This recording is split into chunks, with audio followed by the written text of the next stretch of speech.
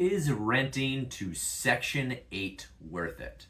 Or are market tenants a better choice? Let's break it down in this video today. So in this video, we're gonna go over the pros and cons of renting out to Section 8 and market tenants. I'm gonna give you my experience in renting out to both Section 8 and market. And when we talk about Section 8, we are generally just talking about voucher tenants. So Section 8, I think, is now called the Housing Choice Voucher Program, but all it means is these tenants have qualified for a subsidy with the local government, and they're in some sort of program that gives them a voucher that allows their rent to be subsidized. And so while building my 50-unit portfolio, I've rented out both to voucher tenants and to market tenants. And I think currently my breakdown is somewhere around like 35% voucher tenants and 65% market tenants. That's fluctuated over time, and I rent different properties out to different things. Let's break it down on the pros and cons. And so let's first talk about Section 8. And before we even talk about the pros and cons of renting to a voucher tenant, you need to know, does your property even classify to be rented out to a Section 8 tenant? And in a lot of inner cities, if you have like board ups and like really bad blocks, some Section 8 programs, and I can speak definitely to this for Baltimore, but I'm sure it's very similar in other cities. If you are purchasing a property and it's right next to another property that's, let's say, boarded up or doesn't have a roof, or there's trees growing through it, or it's in really bad shape, some Section 8 or voucher programs will just say, hey, your property, because it's next to that one, doesn't qualify. Sometimes they say if there's enough bad properties on the block, maybe yours doesn't even touch a bad property, but there's too many board up properties in the block, it doesn't qualify. So one of the first things you need to know is, does this property that I'm purchasing or that I have even qualify for a voucher? And if it's Section 8, there's many different voucher programs. Section 8, and specifically, or the Housing Choice Voucher Program, it's HCVP. There's different programs for all sorts of different, for abused mothers, for alcoholics, for people coming out of rehab. And so there's all these different government subsidies, and we're gonna kind of lump them semi in one, but the main one that usually comes to the top, the biggest one, is that Housing Choice Voucher Program, what was formerly known as Section 8. So if your property does qualify, what are the pros of renting out to a Section 8 tenant? The main one that stands out is that it's guaranteed rent. That if your house is in compliance, the government's paying the rent, or at least a portion, sometimes 60%, sometimes 100%, sometimes 30%, but it's usually they're paying a portion of the rent, so you don't have to rely on the tenants putting money or depositing money into your account. You're gonna get auto ACH'd a portion of the rent into your account, so you know, hey, the government's reliable, they're gonna put it straight. I realize that when I'm saying that, it sounds weird, but they're putting it straight in your bank account, and that is a huge pro. You have a lower default risk of somebody just saying, hey, I can't pay, I lost my job. So that's one of the main pros. You have a high demand currently with Section 8 tenants. This is going to depend on the area or the location that you're investing in.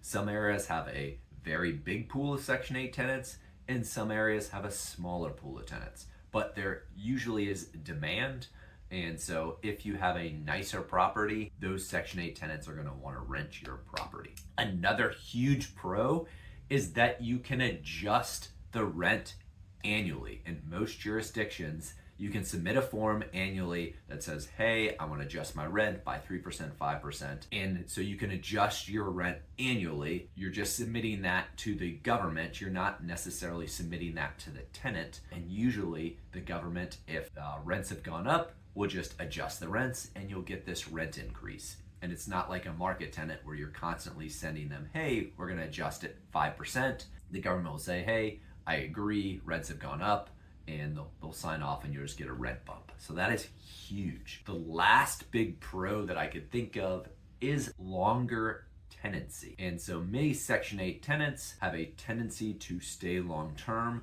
When I did some background research on this on the internet, it did say that market tenants on a whole in the US stay longer than voucher or Section 8 tenants. In my own experience, I found that it's probably similar, but some Section 8 tenants stay a really long time, but also some market tenants stay a really long time. So I'll give that a wash, but I will say that if you have a subsidy and you're in a great place, it's almost like you're getting this nice handout, and so you're often willing to stay in a place for a lot longer.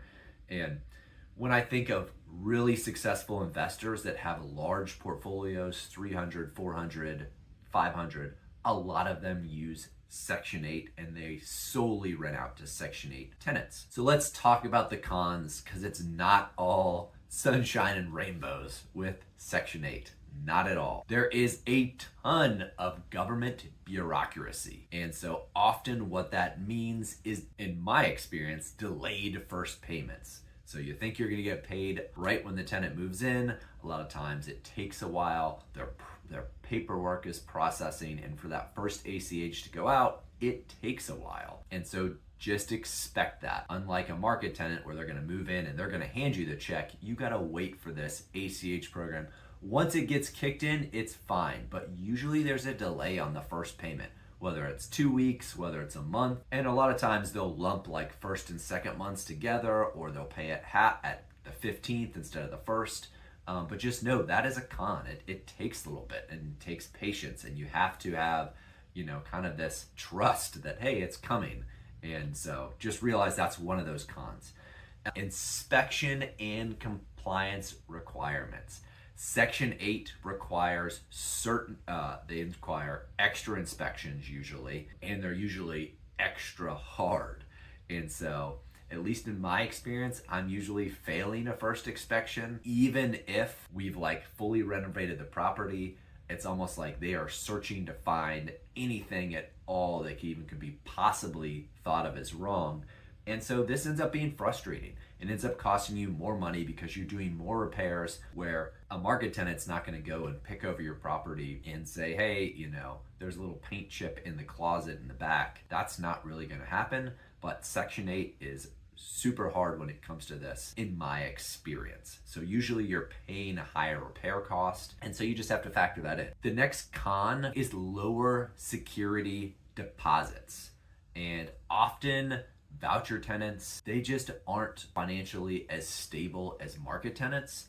And so often you're going to have to accept a lower security deposit. Sometimes, on a $2,000 a month property, we'll just accept an $1,000 a month security deposit. That makes it more valuable for a Section 8 tenant to rent out our property. Often you just have to accept that that is the case. Lastly, it's your tenant quality varies. People that are on subsidies, sometimes they have mental health issues, sometimes they have lots of siblings. Sometimes you just have this tenant quality variety. You can screen, but you just don't have as much screening kind of capacity as you do with market tenants. And so this is where you hear these horror stories of Section 8 tenants. Sometimes they're not working, sometimes they're not cleaning the property.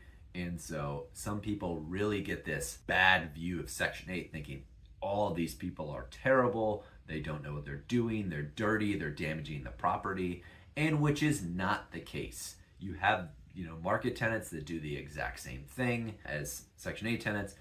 So screening is important. I just find it's a little bit harder to screen and know if this is going to happen for your Section 8 tenants. Those are the main pros and cons for Section 8 tenants. Before we move on to market tenants, I want to do a quick plug for our course, which is Master the Rehab. If you're having trouble in your rehabs, you're going over budget, you're going massively over time, or you're having a really hard time finding good quality contractors, we have a course. It's called Master the Rehab 101, where we talk about processes that we use to efficiently and effectively rehab the property. We give you a bunch of tools, and it's going to make your life easier if you're struggling in those areas or struggling to find great contractors. Secondly, I do a free 10-minute consultation with a Calendly link, usually the last Thursday of the month. Check it out in the description for either one of those, the course or if you want a consultation about some guidance that you need or direction, anything real estate investing related, I'm happy to help. So let's move on to market tenants. So pros of market tenants, you have more control over screening. So you can set income limits, credit limits, rental history. There's just less government restriction there.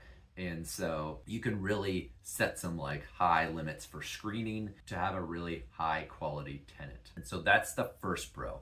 The second one is that you lease up the units faster. I've experienced this time and time again, and it's one of the weighing factors in whether I rent out Section 8 or market tenants. And because you don't have those same inspections, and it's not even that inspections, a lot of times you have to wait for the inspector and then they go back and they have to improve it. And so there's like waiting times that you just don't have with a market tenant. So I'd say you're at least renting properties out, in my experience, 30 days faster with market tenants over Section 8 tenants. And so that means you have to equivalate that loss of rent and whether it's worth it. And so this is one of these pros and cons, and why we talk about like, hey, there's pros and cons to both. The next pro is it's easier to charge market rent and adjust pricing year over year. And so when you, let's say you have, and this has definitely happened in the last 2 years where rents massively spiked, usually with Section 8, you're gonna put in a rent increase form and you're going to say, hey, this is how much, and they're gonna only approve you for a certain amount of rent increase, whether that's 3%, 5%, 7%, but they're not going to approve you for a 20% rent increase. But if you're with a market tenant and rents jump, that's something you can do. You have more control over setting market rate. And so that's just something to factor in. Last is more freedom with lease terms. And what I mean by this is you just have the ability to add things in, lease pet addendums, all these little things that maybe you want to add in there. You just have a little bit more freedom when you're making the leases and you're adding in these different terms that you might not really have with Section 8 tenants. You're kind of going by the Section 8 guidelines and rules.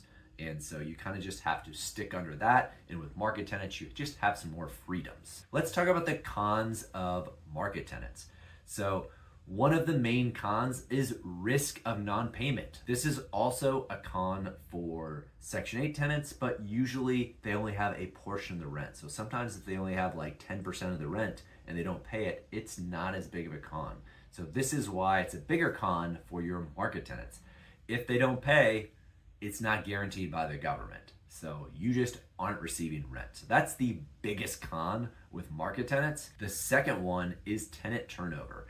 And this is something that I talk about, but sometimes people, newer investors, just forget, is that tenant turnover is a killer. It will destroy your profits. Vacancy destroys your profits, but tenant turnover and repairs are huge. And if you have a tenant that leaves every year, this is a problem. So even if you have a great tenant, but you have a tenant turnover, you're gonna want a longer tenant. And so often I find that market tenants move more frequently than Section 8 tenants. And so I'm gonna put that under a con for market tenants. And then you also have the eviction risk, where it's a little bit harder. If a tenant just loses income and stops paying, you have to do the eviction. You don't have any of this guaranteed rental income. And so that comes at a risk for market tenants. And so in conclusion, what's better, Section 8 or market tenants? And this is kind of a toss-up. You kind of have to choose looking at your property, your market, kind of your risk tolerance of which one works for you. If you're looking best for cash flow and stability, I'd say go with Section 8. It's more reliable, but you're gonna deal with more red tape. So you have to put more up front. I'm talking about effort, and it's also gonna take longer to start getting your profits. So you do have to realize this. If you have a ridiculous amount of red tape, and let's say you're having a hard time filling Section 8 properties, it's taking 2 months, 3 months, that's when I go, hey, the next property, I'm going market tenant. This is taking way too long. The inspections are taking too long. There's something getting held up. And so if you want more flexibility, less government involvement, market tenants are the way to go. You just have some more risk of non-payment, but usually you offset that by getting a market tenant in quicker. And so this is going to be market by market, localized, determining, hey, is Section 8 best or is a market tenant best? And so my final takeaway on Section 8 and market tenant is it depends. You can do the strategy that I do, which is I diversify, and I have some Section 8 tenants, which I do enjoy. I have some market tenants that I do enjoy. And the one thing that I will say is that if ever you have a tenant that is causing you heartache and stress, no matter Section 8, no matter market tenant, you choose to say, hey, I need to get rid of this tenant because that's going to hurt you in scaling. It causes more stress. And so just get that tenant out as fast as possible legally, but get that tenant out as fast as possible. Doesn't matter Section 8 or market. And you do want to have good screening criteria for both. And I'll add this one last thing. For Section 8 tenants, you can, if your leasing agent agrees to it or you're doing the leasing, you can do a pop-up home visit. And that will help you screen. The A-Player tenant placement company that I use does this. They just pop over to a prospective Voucher Tenants property.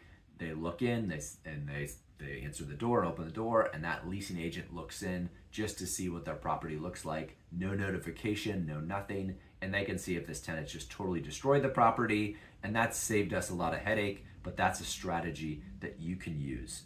So drop in the comments if you like Section 8 or if you like market tenants better, and if I missed anything, and I will see you on another video.